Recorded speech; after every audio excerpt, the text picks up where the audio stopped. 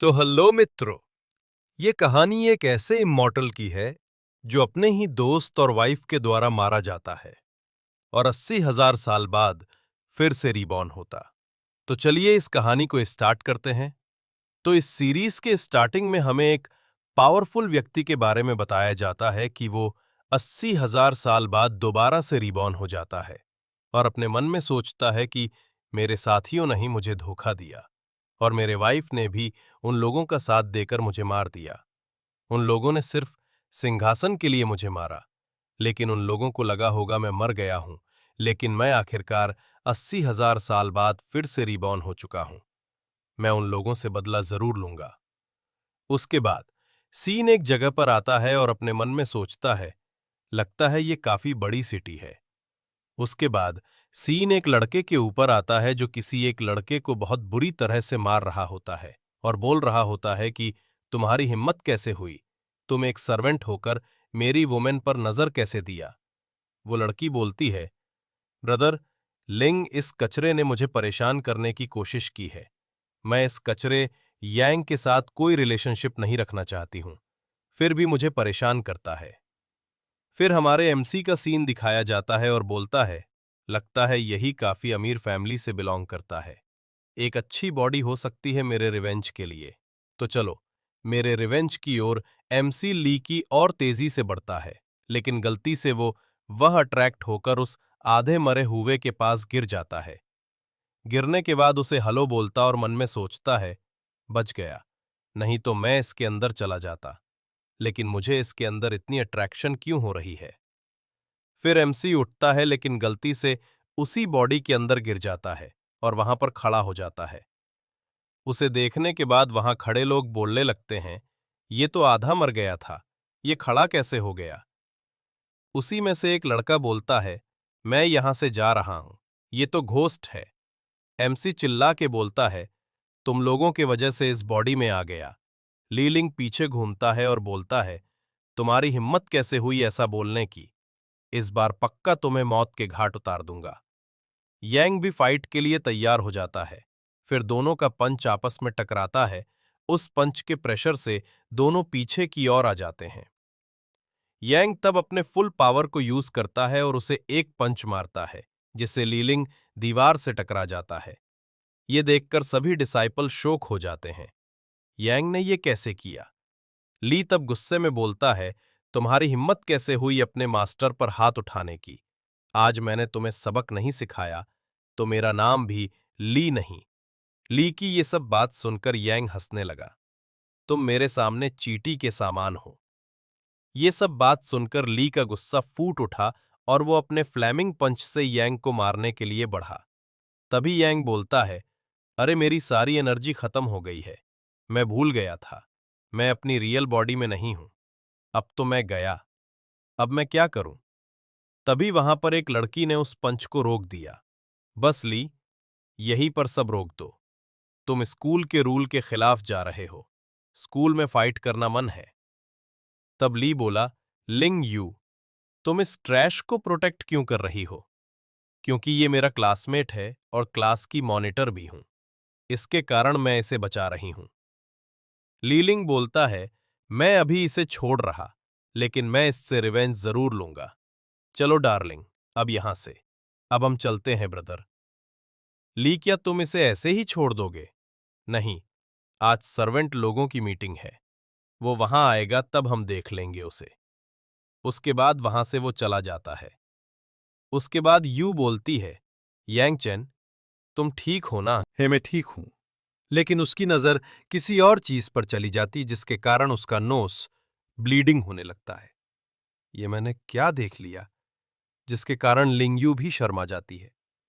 ठरकी, मैंने तुम्हें बचाया और तुम्हारा ध्यान कहां पर है। उसके बाद यांगचेन नाटक करने लगता है, मुझे बहुत ज्यादा चोट लगी है।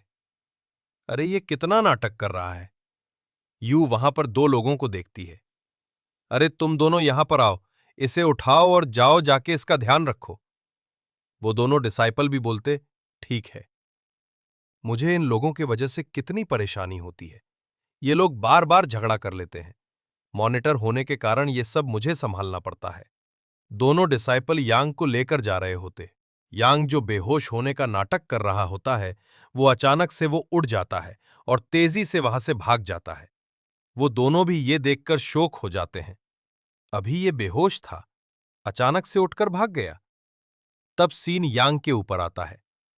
लगता है अब मुझे अपनी कल्टीवेशन जल्दी बढ़ाना होगा। यांग वहां पर कई सारी शॉप से जाकर बहुत सारे हर्ब्स खरीदता है। अब मुझसे ये मत पूछना इसके पास पैसे कहां से आया, ये मुझे भी नहीं पता। सारे हर्ब्स खरीदने के बाद वो अपने घर पर पहुंचता है। फादर, मैं आ गया हूं। सुनो, एल्केमी गिल्ड के लीडर ने हमें बुलाया है। ठीक है, जब आप तैयार हो जाएं तब मुझे आप बुला लेना। मैं अंदर जाके तब तक प्रैक्टिस करता हूं। उसका बाप भी कंफ्यूज हो जाता है। बाहर में तो कभी प्रैक्टिस नहीं करता है, पर घर के अंदर कौन सा प्रैक्टिस करेगा। चलो, अभी के लिए ये जड़ी बूटी काफी है मेरे लिए। तब यांग हर्ब्स की पोटली खोलता है। उसमें कई सारी हर्ब्स थी। चलो, इससे मैं एक पील बनाता हूं। फिर वही कॉन्सेंट्रेट करने लगता है और अपने हाथ में स्पिरिचुअल फायर को बुलाता है और सभी जड़ी बूटी को आपस में कंबाइन करता है। कुछ देर के मेहनत के बाद यांगचन पील बना ही लेता है। ये टॉप एल्केमिस्ट के बराबर का पील बना है। चलो, तो इस पील को खा के अपनी कल्टीवेशन बढ़ाऊंगा। उसके बाद यांग पील खा लेता और जैसे ही यांग पील खाता है, वो 4th लेवल वॉरियर पे पहुंच जाता है। अब मैं ली से बदला ले सकता हूं। यांग के फादर बाहर में सफाई कर रहे होते हैं और बोलते हैं आखिरकार ये साफ हो गया। लेकिन तभी यांग अपने एनर्जी को शो करता है तो सब कुछ फिर से वैसे ही गंदा हो जाता है। ये यांग अंदर क्या कर रहा है? तब यांग के फादर अंदर गुस्से में जाते हैं और बोलते हैं, कमीने, तू ये क्या कर रहा है? फादर, मैंने क्या किया है? आप अपना गुस्सा शांत कीजिए। उसके बाद सीन शिफ्ट होके जहां पर डिनर के लिए बुलाया गया था वहीं पर आता है। डिनर कहीं और नहीली के मेंशन पर हो रहा होता है। यांग के फादर वहां पर सर्वेंट थे। आज के डिनर के लिए उसे भी बुलाया गया था। तभी यांग और उसके फादर मेंशन में आते हैं। वहीं पर खड़े कुछ अमीर बच्चे यांग की बेइज्जती करते हुए बोलते हैं, इसके बाप ने इतनी मेहनत करके इसको एकेडमी में एडमिशन करवाया था, लेकिन वो एकेडमी में कुछ नहीं कर पाया और अपने मालिक से भी झगड़ा कर लिया है। ये सब बात सुनकर यांग को भी बहुत गुस्सा आ रहा होता है, लेकिन उससे ज्यादा उसके फादर को गुस्सा आ रहा था। तुम लोगों की हिम्मत कैसे हुई मेरे बेटे के बारे में ऐसा बोलने की? तब यांग बोलता, फादर, इन लोगों को छोड़िए, ये लोग ऐसे कुत्ते की तरह भौंकते रहेंगे। तभी वहां पर ली आता है तो यांग का फादर झुकते हुए बोलता, नमस्कार छोटे मालिक, मेरी बात सुनो। तुमने अपने बेटे का एंगेजमेंट जिस लड़की से करवाया है, उससे एंगेजमेंट तोड़ दो, क्योंकि वो अब मेरी बंदी है। ये सुन के यांगचन का बाप भी शोक हो जाता है। अरे लेकिन इन लोगों का शादी होने वाला था, ऐसे कैसे हो सकता है? तभी वो लड़की जो ली लिंग के साथ थी वो बोलती है, तेरा बेटा नल्ला है, मैं उसके साथ शादी वगैरह नहीं करने वाली हूं। उसका बाप भी बोलता है, मेरी बेटी ने बिल्कुल सही बोला है। कहा मेरी बेटी? कहा तेरा नल्ला बेटा, उसकी एकेडमी में कोई इज्जत नहीं है। ये सुनकर यांग के बाप को भी गुस्सा आ जाता है। क्या कहा तुमने साले? तुमने खुद से अपनी बेटी को मेरे बेटे से एंगेजमेंट कराई थी और तेरी हिम्मत कैसे हुई ऐसा बोलना कि दोनों वही झगड़ा करने लगते हैं। तभी लीलिंग बीच में आता है और यांग के बाप पर चिल्लाते हुए बोलता है, तुम्हारी हिम्मत कैसे हुई मेरे होने वाले ससुर जी को ऐसा बोलने की? ली तभी थप्पड़ से यांग के बाप को मारने वाला होता है, लेकिन यांग उसका हाथ पकड़ लेता है, जो देखने के बाद लिंग भी सोचता है, ये कौन आ गया है? अच्छा यांग के बच्चे, ये तू है? लगता है तुझे मरना है। ली लिंग भी अटैक करने के लिए तैयार हो जाता है। फिर दोनों एक दूसरे के ऊपर अटैक कर देते हैं, लेकिन बीच में किसी ने अटैक को रोक दिया होता है। जिसने अटैक रोका होता है वो ली लिंग का बाप होता है।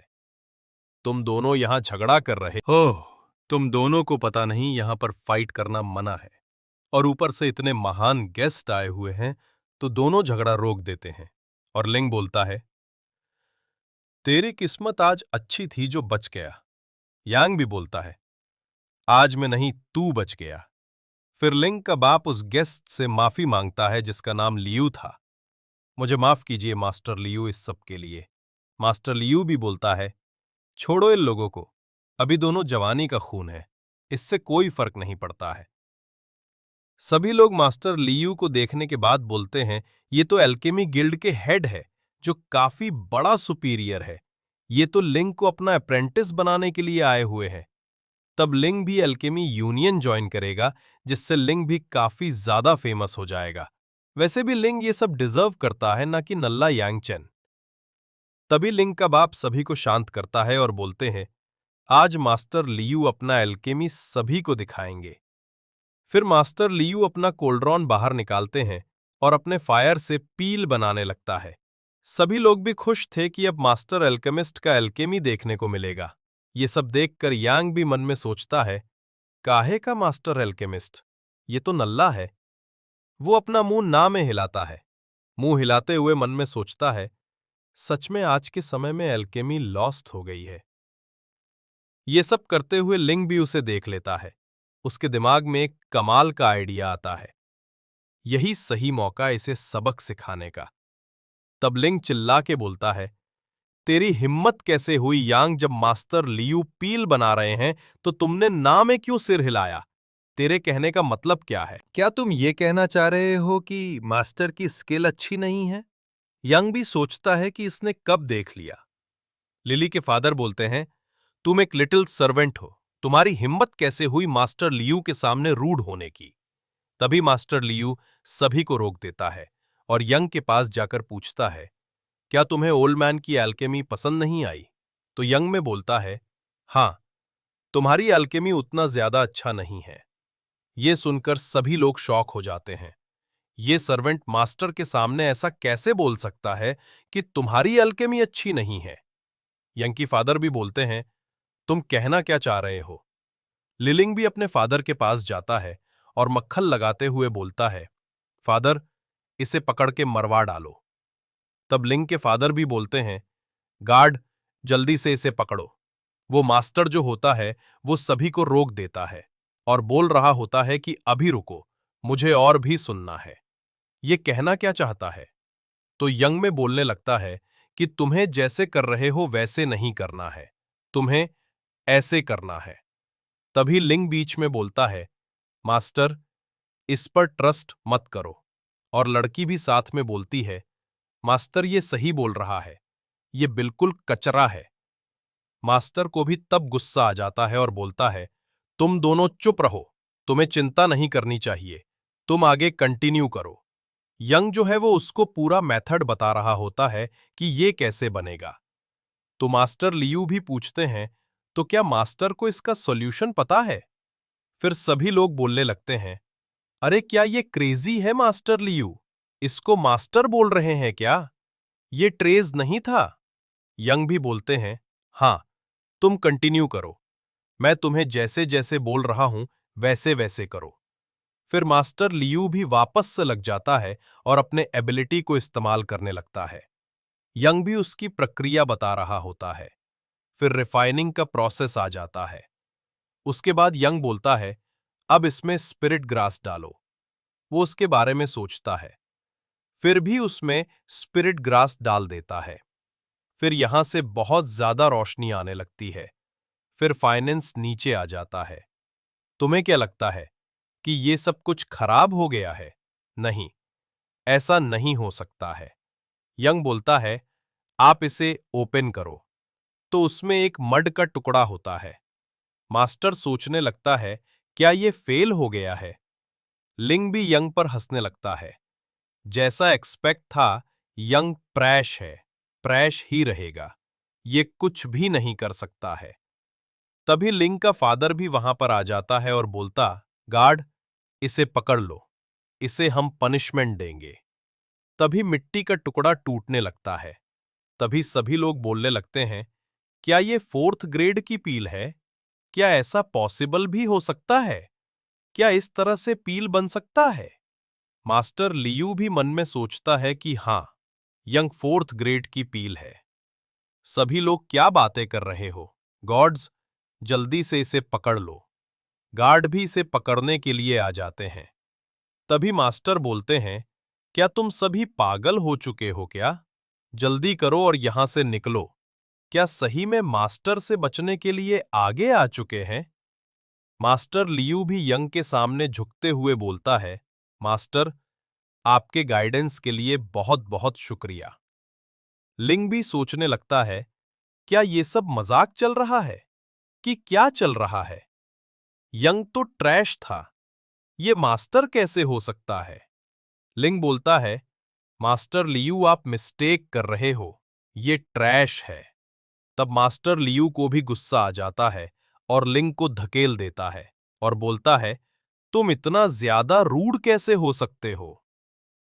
लेकिन लिंग इतना सब देखने के बाद भी बोलता है, तुम ये सब करने के लिए सफर करोगे? मास्टर बोलते हैं, लगता नहीं है कि तू कुछ कर भी पाएगा। लिंग का बाप भी सोच रहा होता है, इतना ज्यादा मैं ट्रैवल कर लिया है, ये अच्छा नहीं होगा कि हम इसे ऑफेंड करें। लिंग गुस्से में होता फिर भी बोलता है, मास्टर, मैं आपसे अपोलाइज करना चाहता हूं। लड़की और उसका बाप भी सोचता है कि ये यांग से अपोलाइज कर रहा है, यहां चल क्या रहा है। यांग भी ये सुन के खुश हो जाता है।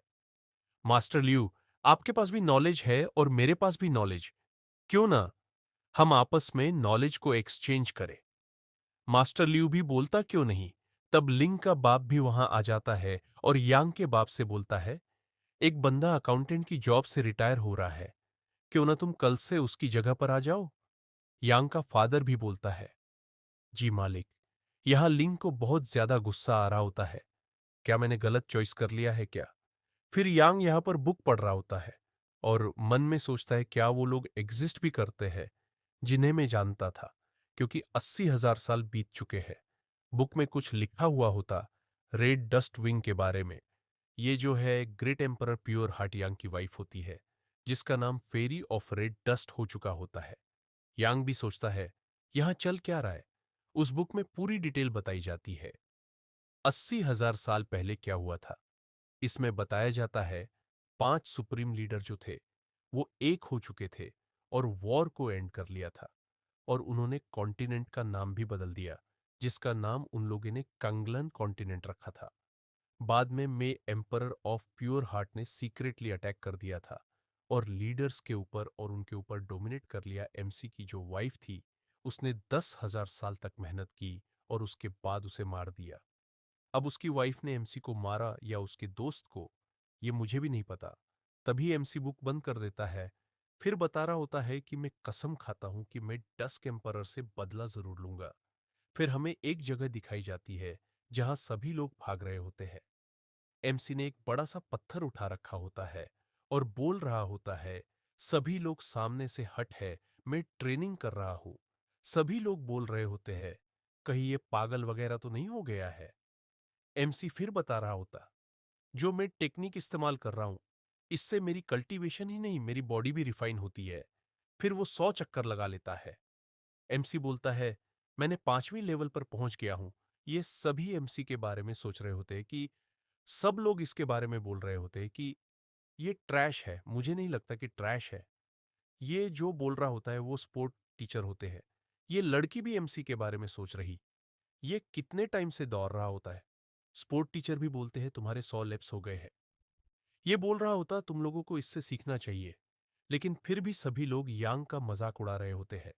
ग्रेजुएशन के बाद ये ब्रिक उठाने और कंस्ट्रक्शन का काम करेगा, इसे यही करना, क्योंकि इसे कुछ आता नहीं है। वैसे भी इतनी ज्यादा ताकत ले करेगा क्या, क्योंकि इसके पास नॉलेज नहीं है। फिर ये बता रहा होता, फॉर एग्जाम्पल मुझे ले लो, मैं इन 4th लेवल वॉरियर पर हूं, मैं 2nd रैंक पर आता हूं। एमसी हमारा प्रिटेंड कर रहा होता, मुझे कुछ नहीं आता है, और मन में सोच रहा होता, कुछ ही मिनट में तुम्हें स्टूपिड बना दूंगा। स्पोर्ट टीचर भी बोलता है, अच्छा तो चलो, तुम दोनों आ जाओ, एक्सचेंज कंपटीशन के लिए चलो, देखते हैं कौन ज्यादा पावरफुल है आज के लिए। यहाँ फिर टीचर सबको बुला रहा होता क्लास 3 के सभी डिसिपल यहाँ आ जाओ, फिर सभी वहां पर आ जाते हैं। फिर एमसी के क्लास वाले बता रहे होते ये सब क्लास 3 के हैं, इतना इजी नहीं होगा इन लोगों को हराना, फिर हमें क्या करना चाहिए। एमसी फिर बोल रहा होता है ये ब्लू जिंग कौन है, क्या ये जो है वो स्ट्रांग है? तो वो लड़की बोलती है ये 5वीं क्लास वॉरियर्स है, और ये काफ़ी ज़्यादा स्ट्रांग है 5वीं क्लास वॉरियर्स के अंदर। यहाँ तक कि एक ग्रैंडसन है chairman of martial art association का, और इसके पास का स्ट्रॉन्गेस्ट सोर्ड आर्ट है, सोर्ड ऑफ टेरर है। इसके पास एमसी भी सोच रहा होता है ये जो स्किल है सुना सुना लग रहा है। टीचर बोलते हैं तुम सभी 2 टीम बनाओगे और खुद डिसाइड करो कौन किसकी टीम में जाएगा, जो हारेगा यही रह जाएगा। जितने वाला अगले राउंड में जाएगा ये तभी खत्म होगा जब अंत में कोई नहीं बचेगा। फिर सारे यहां पर बैठ जाते हैं। क्या हमें एनर्जी बचानी चाहिए इस कंपटीशन के अंदर? फिर टीचर कंपटीशन को स्टार्ट करने के लिए बोलते हैं जल्दी करो, मेरा टाइम वेस्ट मत करो, क्योंकि मैं वापस से प्रैक्टिस करने जा रहा हूं। जैसे ही सब कुछ खत्म हो जाएगा वहीं खड़े डिसिपल बोल रहे होते हैं। ये काफी ज्यादा एरोगेंट है एमसी मन में, सोच रहा होता है कि ये सोर्ड कुछ जानी पहचानी लग रही है। सारे लोग उस लड़के को ढूंढ रहे होते जो कि कोने में आके काफी ज्यादा डिमोटिवेट हो गया होता है और बोल रहा होता मैं जो हूं इनविजिबल हूं। फिर सारे इसके पास आ जाते हैं, वो बोल रहा होता है मैं न जाने वाला। तो सारे लोग उसे उठा के फेंक देते हैं और बोलते हैं हम लोग तुम्हें चीयर करेंगे। इसके अंदर भी जोश आ जाता है, मैं कर सकता हूँ, सभी लोग मुझे चीयर कर रहे हैं। फिर वो अटैक कर देता वो, पर लेकिन वो एक किक में ही उससे दूर फेंक देता है और सभी लोग बोलने लगते हैं क्या ये एक ही मूव में हार गया क्लास 3 के स्टूडेंट। क्लास 1 के स्टूडेंट को चिढ़ा रहे होते हैं। फिर जो टीचर होता लिंगयू को भेजता है तुम जाओ और इससे फाइट करो। तो ठीक है मैं जाती हूँ। फिर एक दूसरे के सामने दोनों आ जाते हैं। फाइट करने के लिए लिंगयू भी अपनी एबिलिटी को इस्तेमाल करती है। फिर व्यूजिंग भी अपने सोर्ड को निकाल लेता है और बोलता है तुम वर्दी हो मेरे सोर्ड के। लड़की जो होती है वह फोल्डिंग पालम वेव इस्तेमाल करती है और वो व्यूजिंग अपने सोर्ड ऑफ टेरर को इस्तेमाल करता है। तू लड़की एक ही अटैक में हार जाती है। फिर जो लड़की होती है वो बोलती है मैंने हार मान लिया है। वूजिंग यू से बोलता है कि तुमने मुझे जितने दिया है। तभी क्लास 3 के सभी लड़के चिल्ला के बोलने लगते हैं कि ये लड़की कितनी कमजोर है। सारे फिर बता रहे होते हैं ये कैसे इतनी जल्दी हार गई। लगता है ये लड़का काफी ज्यादा स्ट्रांग है। एमसी इस एबिलिटी के बारे में सोच रहा होता है कि छोटा लड़का जो मेरे पीछे घूमता था वह आज भी जिंदा है। तो मित्रों मैं इस कॉमिक के बारे में आप लोगों को बता रहा हूं कि इसमें आप लोग लॉजिक भूल जाओ, क्योंकि इसमें अभी भी ऐसे लोग हैं जो 80,000 साल बाद भी जिंदा है। एमसी मन में सोच रहा होता है कि मुझे पता नहीं वह भी अभी भी कैसे जी रहा है, मुझे चिंता नहीं करनी चाहिए, उसने अच्छी लाइफ गुजार ली होगी। प्यू जिंग भी इसे सर हिलाते हुए देख लेता है। सुनो, तुम सर क्यों हिला रहे हो? अगर तुम्हारे पास एबिलिटी है तो आओ, मुझसे फाइट कर। तो हमारा एमसी भी बोलता है क्या तुम श्योर हो कि तुम मुझसे फाइट करना चाहते हो? ये फिर बोल रहा होता ज्यादा नॉनसेंस मत बनो और फाइट करो तो चलो। ठीक है हम फाइट करते हैं, सारे लोग बोल रहे होते हैं। ये ट्रैश कहां से आ गया, मैं इस ट्री ब्रांच का उसे करूंगा। तुमसे लड़ने के लिए इसे और ज्यादा गुस्सा आ जाता है। मैंने सोचा था ये सुधर जाएगा, लेकिन अभी वो वैसा ही है। टीचर भी सोच रहा होता ये इतना ज्यादा कॉन्फिडेंट कैसे है, ब्लू एबिलिटी मेक पर इस्तेमाल करता है। तो एमसी अपने ब्रांच को घुमाने लगता है और अटैक करता है उस पे। वह लड़का बोल रहा होता है कि तुम मेरी स्वॉर्ड एबिलिटी कैसे इस्तेमाल कर सकते हो। ये सभी भी बोलने लगते हैं क्या यांग स्वॉर्ड टेरर को इस्तेमाल कर सकता है? क्या मार्शल आर्ट एसोसिएशन की है एमसी को? इसके बारे में कैसे पता है? टीचर भी सोच रहा होता क्या ये लड़का एसोसिएशन का है? ये कैसे पॉसिबल हो सकता है कि डब्ल्यू जिंग से ज्यादा अच्छी तरह से सोर्ड ऑफ टेरर को इस्तेमाल कर रहा है?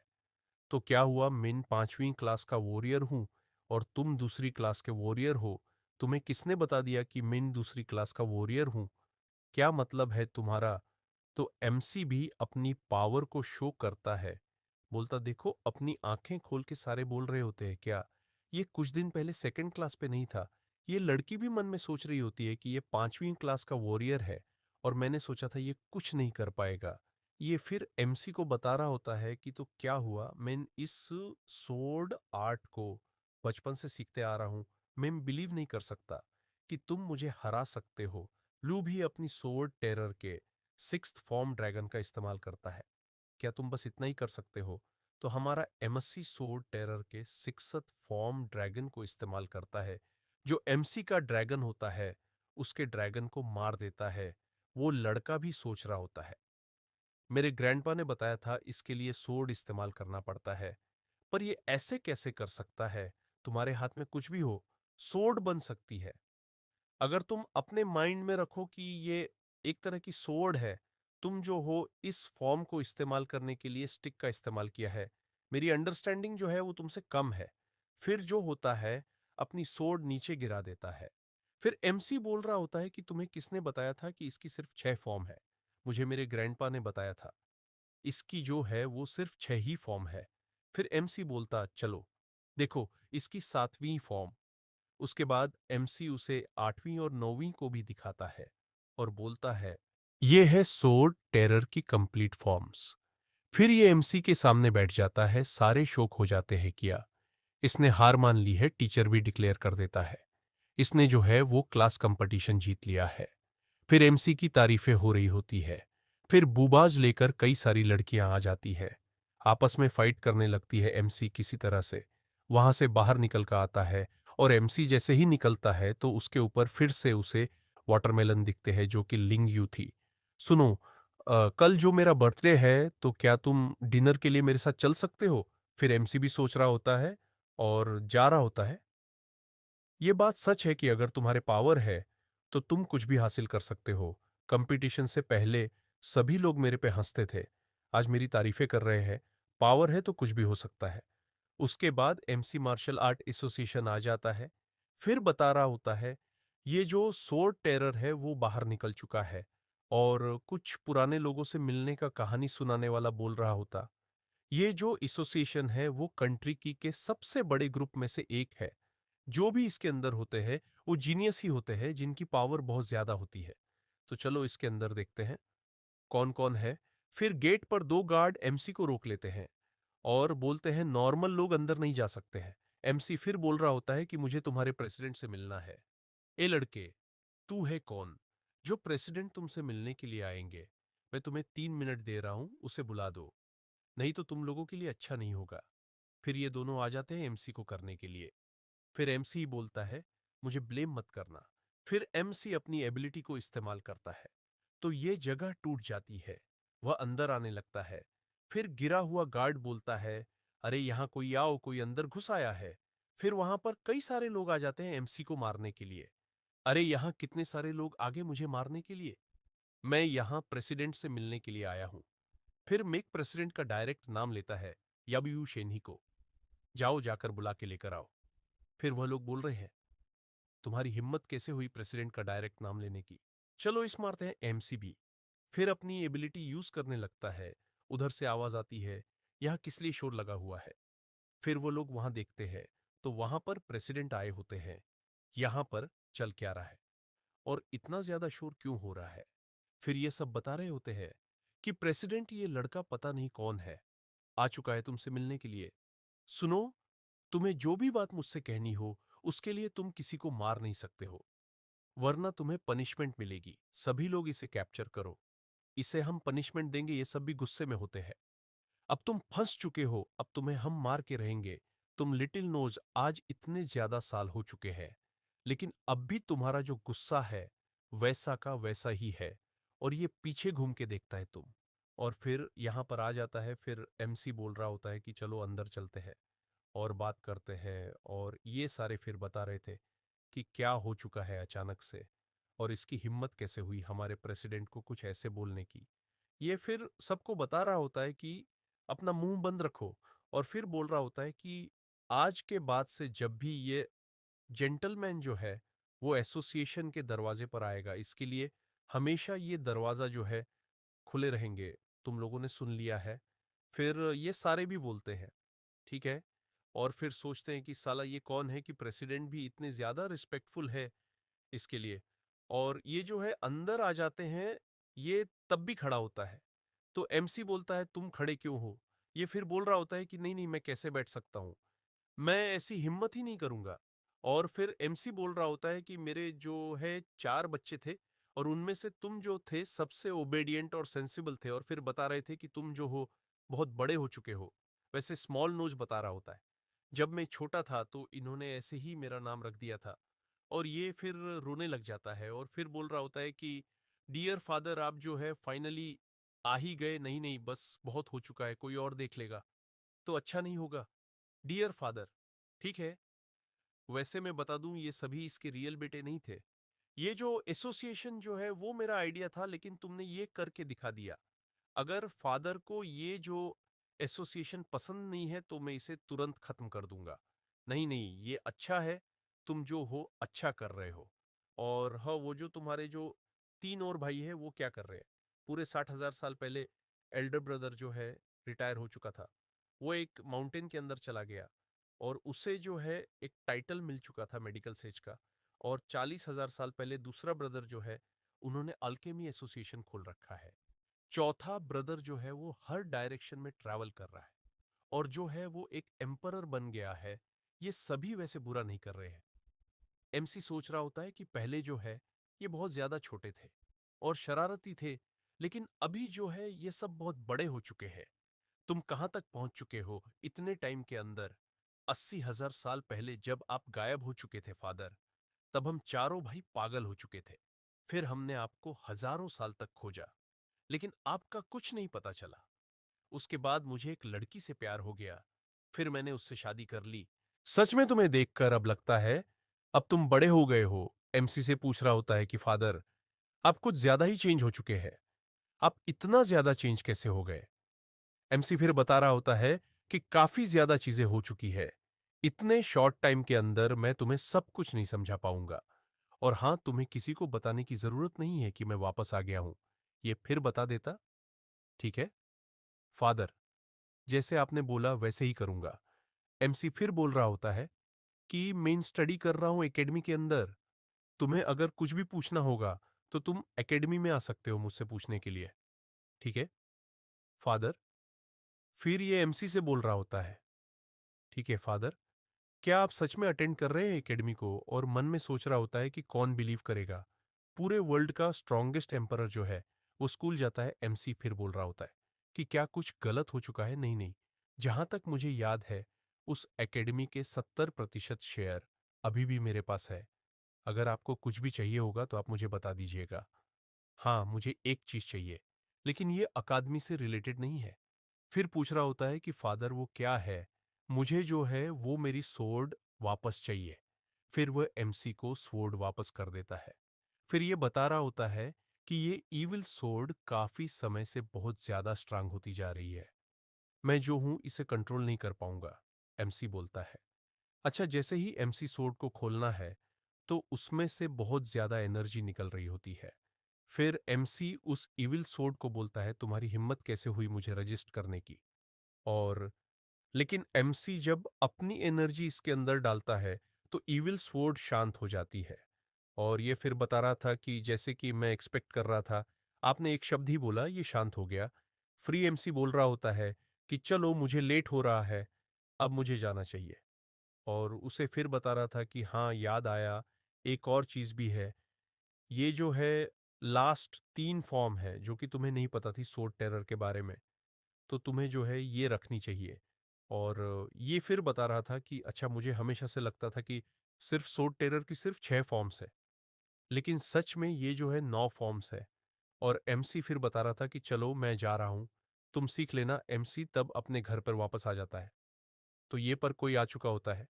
फिर मेक बोल रहा होता है कि मास्टर लो, तुम यहाँ पे क्या कर रहे हो? तू मास्टर एल भी बोलता है, अच्छा तुम आ चुके हो। और इसके फादर भी बता रहे होते हैं कि तुम कहाँ चले गए थे। क्लासेस के बाद उसके फादर फिर उसे करने लगते हैं। फिर बोल रहे होते हैं कि तुम्हें पता है मास्टर एल तुम्हारा कितने टाइम से इंतजार कर रहे हैं, जल्दी से तुम मास्टर से अपोलाइज करो। मास्टर लू भी बोलता है, रुक जाओ, ये तो मेरा हुनर है, जो मैं इसके लिए इसका वेट कर रहा था।